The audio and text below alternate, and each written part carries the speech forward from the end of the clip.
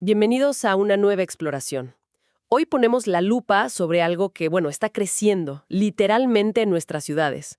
El cultivo de alimentos a pequeña escala. Así es, en entornos urbanos y también periurbanos. Exacto. Tenemos aquí extractos de un trabajo muy interesante del arquitecto Hernán José Hernández Durán.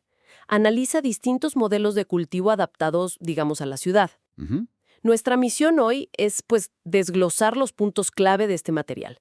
Queremos entender por qué es relevante ahora mismo, qué opciones hay para cultivar en espacios chicos Claro. y qué nos dice una encuesta sobre el interés real y, también el conocimiento que tiene la gente sobre esto. Vamos a desglosar esto. Y es un tema de una relevancia que no para de crecer, de verdad. Para ponerlo en perspectiva, la fuente cita datos del Banco Mundial que son, bastante impactantes. Sí, ¿cómo cuáles? Pues mira, más del 56% de la población mundial, estamos hablando de unos 4.400 millones de personas, ya vive en ciudades. ¡Wow! Más de la mitad. Más de la mitad. Y lo fascinante aquí es cómo esta migración masiva hacia el urbano nos está obligando a repensar, pero fundamentalmente, de dónde vienen nuestros alimentos. Claro, ¿de dónde viene la comida? Exacto. Esta concentración urbana, sobre todo en países en desarrollo que, a menudo dependen de la agricultura rural tradicional y de importaciones que pueden ser costosas, pues genera tensiones y desafíos enormes para la seguridad alimentaria. Exacto, no es un tema menor para nada. Y el material del arquitecto Hernández Durán subraya algo fundamental. Los huertos urbanos, en todas sus formas, son mucho más que una simple fuente de vegetales frescos. Muchísimo más. Ofrecen un abanico de beneficios que a menudo pasamos por alto. Menciona, claro, la función productiva, obvio, pero va mucho más allá.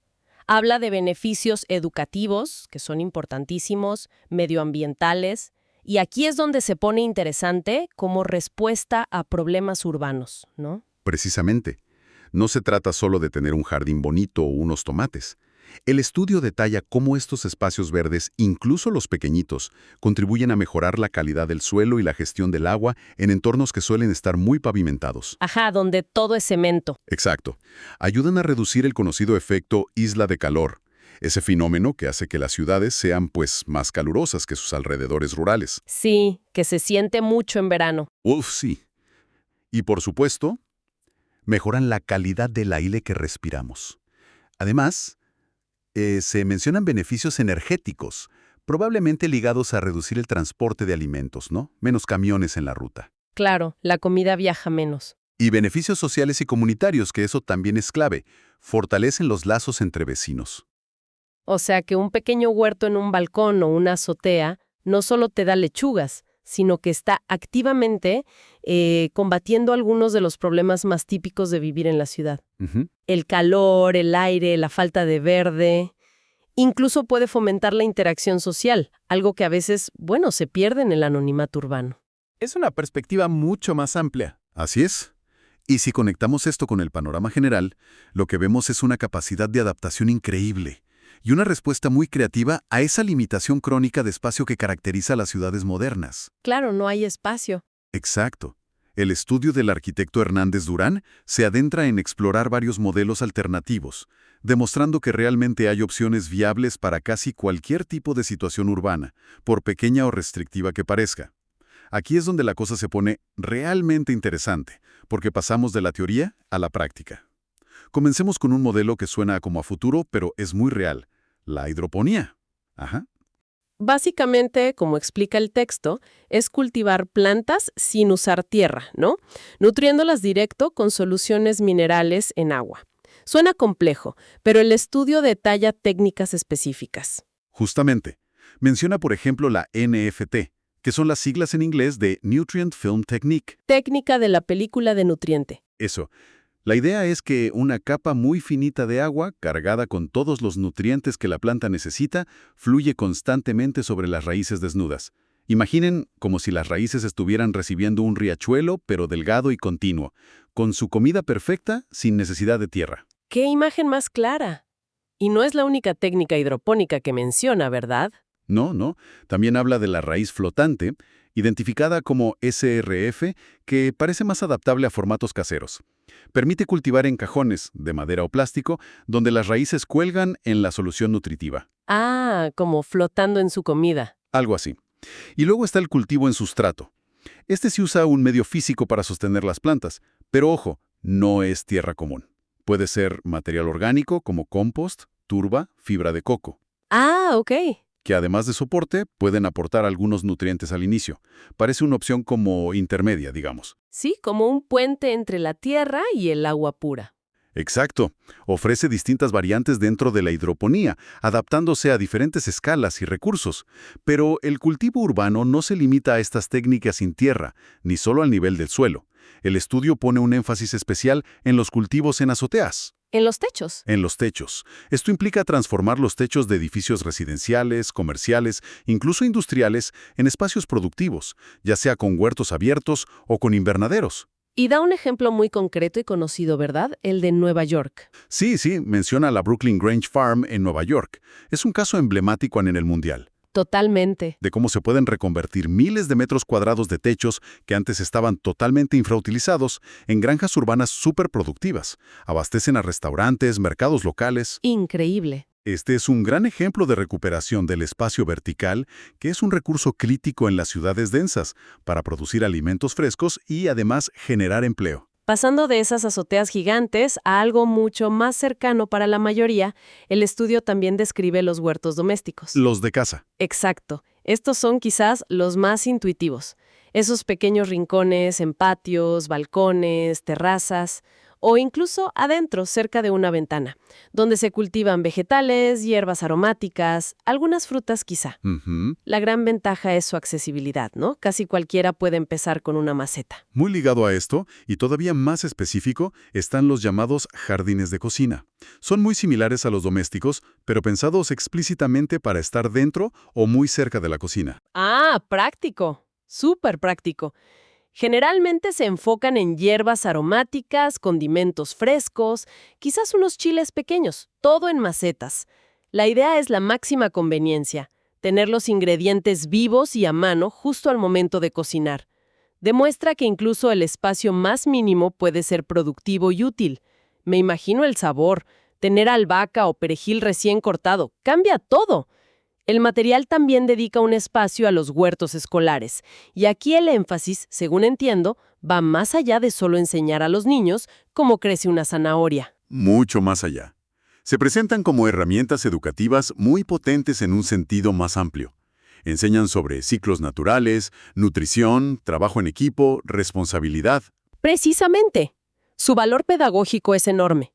Y finalmente, el estudio aborda los huertos comunitarios. Aquí la fuente nos da un contexto histórico interesante.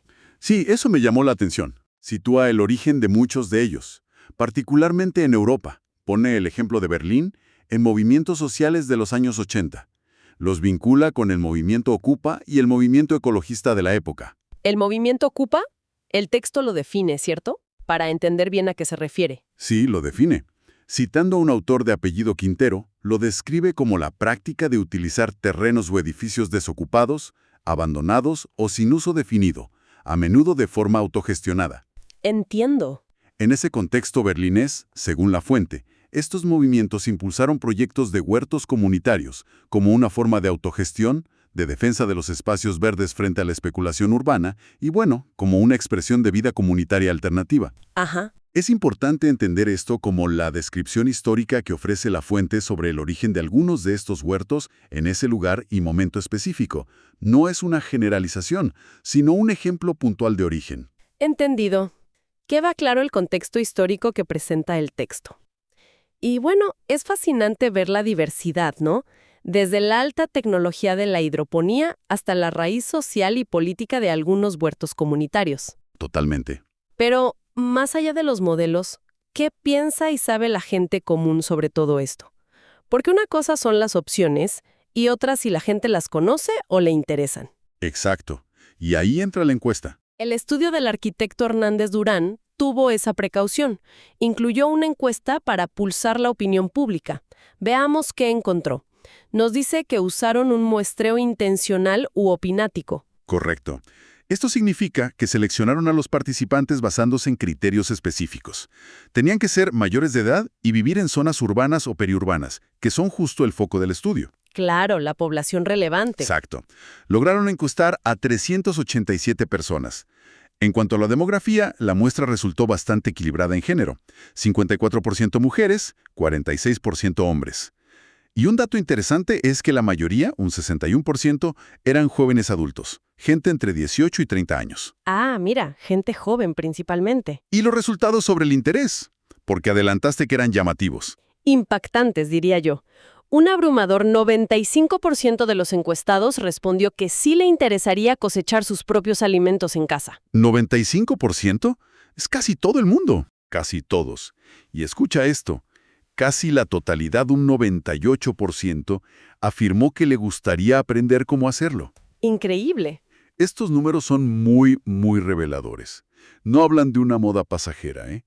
Hablan de un deseo latente súper extendido en la población urbana y periurbana por reconectar con la producción de alimentos y tener, pues, mayor control sobre lo que comen. Un deseo casi universal, según estos datos. ¿Y cómo prefiere aprender esta gente tan interesada? La encuesta también preguntó eso. Sí, y es interesante también. Los métodos más populares, pero por lejos, fueron la explicación directa, en persona, esa la eligieron 226 encuestados, y los videos explicativos o audios, que obtuvieron 220 preferencias. Muy parejos esos dos. Sí. Y muy, muy por detrás quedaron los textos, los manuales o instrucciones escritas, con solo 43 selecciones. Parece que para algo tan práctico como cultivar, la gente busca una guía más visual, auditiva o presencial. Nada de leerse un manual denso. Tiene todo el sentido del mundo.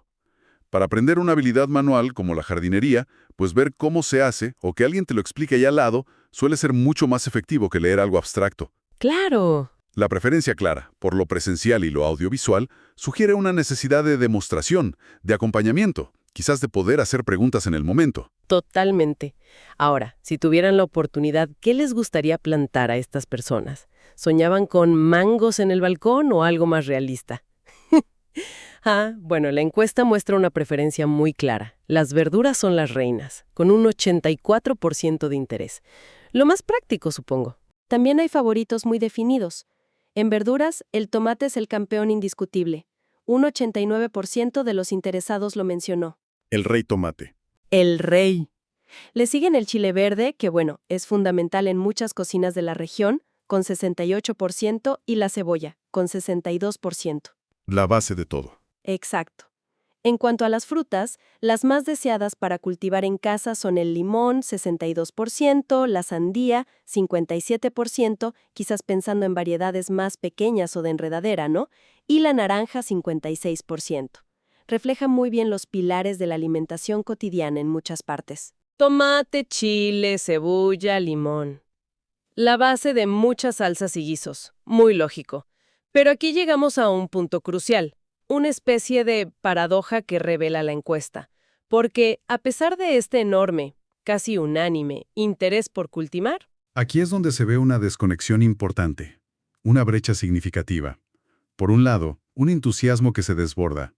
Por el otro, la realidad. una falta de información práctica alarmante.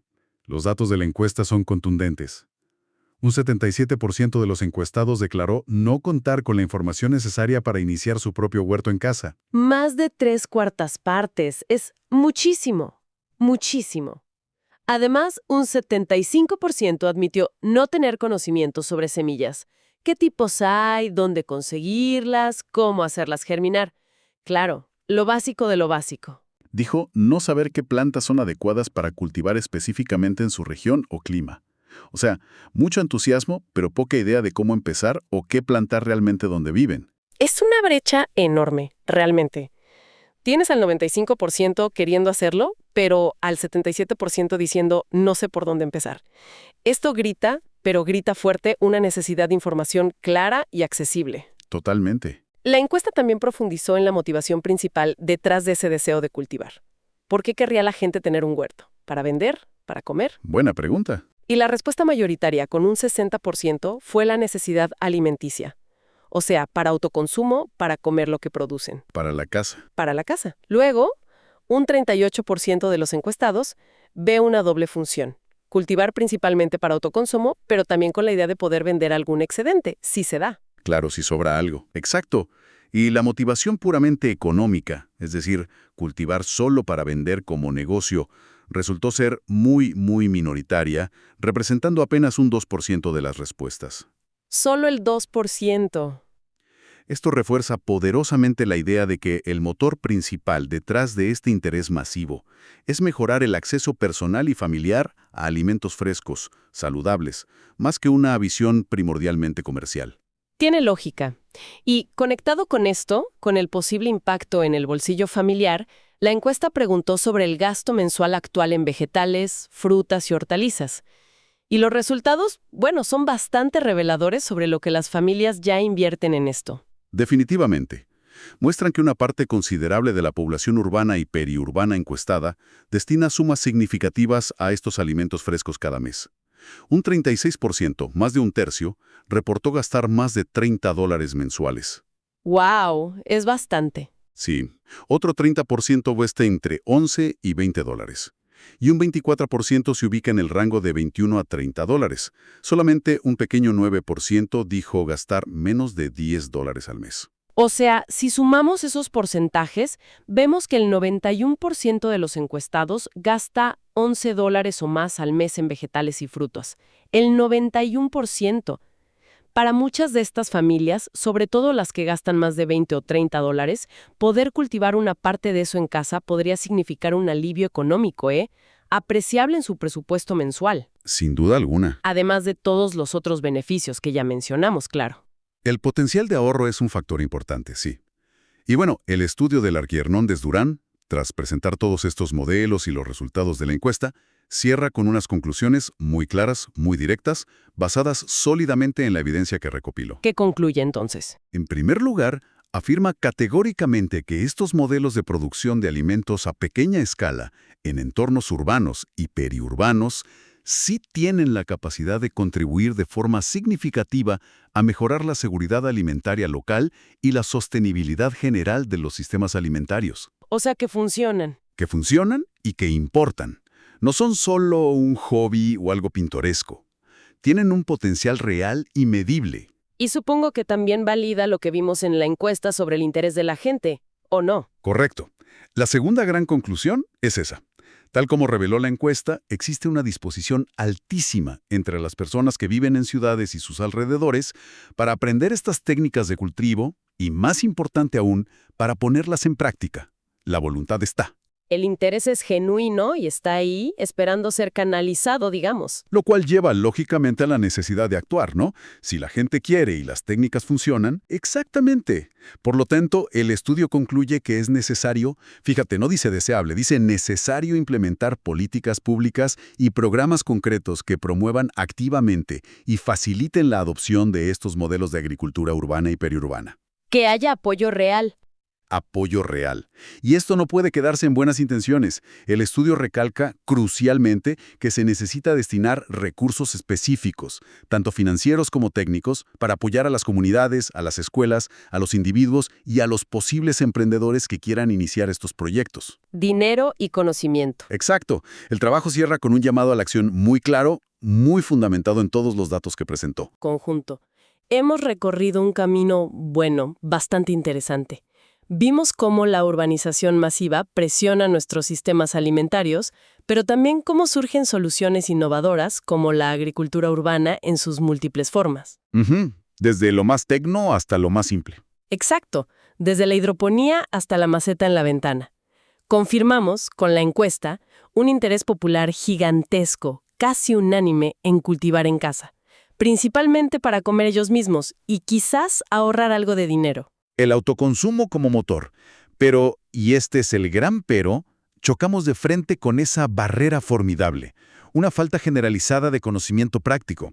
La gente no sabe cómo empezar. Precisamente, lo que este análisis profundo resalta de manera contundente es que la agricultura urbana y periurbana no debería verse como una simple moda pasajera o una actividad marginal decorativa. No es solo para la foto, ¿no? Es potencialmente una respuesta multifacética, integrada, a desafíos urbanos que son muy complejos y están entrelazados. Va mucho más allá de poner comida en la mesa. Como vimos, tiene potencial para impactar positivamente el ambiente local, temperatura, aire, agua. La comunidad. Fortalecer el tejido social, los lazos comunitarios. Y tiene un valor educativo innegable. Y esa enorme brecha de conocimiento que detectó la encuesta no es solo un dato interesante, es una señal de alarma. Totalmente. Subraya directamente la urgencia de crear e implementar esos programas educativos y de apoyo que el estudio reclama en sus conclusiones. Sin esa facilitación activa, sin tender puentes sobre esa brecha de conocimiento, Se queda en buenas intenciones. corremos el riesgo de que el enorme potencial que revela el interés masivo de la gente se quede en gran medida sin realizar, como una semilla que nunca llega a germinar por falta de agua, ¿no? En serio, ese 95% de interés. Si realmente casi todos en la ciudad quisieran cultivar algo, Ujú. y consideramos todos esos beneficios colaterales que discutimos, ambientales, sociales, educativos, incluso de bienestar personal que van mucho más allá de la comida misma, Claro. ¿cómo podrían empezar a transformarse nuestras ciudades si se facilitara activamente que ese interés masivo se convierta en acción concreta? ¿Qué pasaría si lográramos derribar esas barreras de conocimiento y acceso? Si hiciéramos realmente fácil para la gente empezar a cultivar, aunque sea en el espacio más pequeño imaginable, una ventana, un balcón. Facilitar el primer paso. Exacto. ¿Cuál sería el impacto colectivo, el acumulado, de esa pequeña acción verde multiplicada por cientos de miles o millones de personas en el corazón de nuestras urbes? Una pregunta poderosa, ciertamente. Nos invita a imaginar un potencial transformador que podría estar ahí latente, justo ahí, en nuestros propios patios, azoteas y ventanas. Quizás más cerca de lo que pensamos. Gracias por acompañarnos en esta exploración detallada del cultivo urbano, guiada por el trabajo del arquitecto Hernández Durán. Esperamos que haya sido tan revelador para quienes nos escuchan como lo fue para nosotros. Hasta la próxima.